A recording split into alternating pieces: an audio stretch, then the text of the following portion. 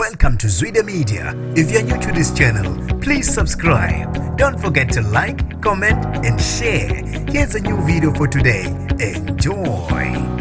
Ishone ngesikhulu Isihluku Induna Isililo Isizulu kaZwelithini edutshulwe yabulawa kwaNongoma Sotho ngomgqibelo. Nginibingelele ngiphinde nginamukele kuphi kuphi lanibona khona le video. Mangoqala isijonele likhasi wamoyelekela igama lami ngosibonga konke wakantwana mothanda ungangibiza intatheli kaYouTube. Usale ushaqekile umndeni wakantulu kudutshulwa kubulawa ngesikhulu Isihluku ilunga lawo uchuphisa Ntulu obe Induna Yesililo Isizulu kaZwelithini. Uchuphisa odutshulwe kwaNongoma Sotho ngomgqibelo kube ukuthi ubefaka ithende kanye nabanye abathathu ehholo lomphakathi la kufike khona amadoda angaziwa avulela ngenhlamvu bashona ujuqabe esecela empunzini. Akubikwa ukuthi uNtulu beneminyaka engu63 besondelana kakhulu nesilo esesakhothama uKing Zwelithini kanye ke noMisizulu lo osekhona njengamanje. Badutshulwe babulawa izinkabi ezingaziwe ehholo lomphakathi ngomgqibelo. Okulumele iward committee umcebiseni Ntulu uthe abantu abadutshulwe babulawa ngesiHluku bebefaka ithende ehholo lomphakathi badutshulwe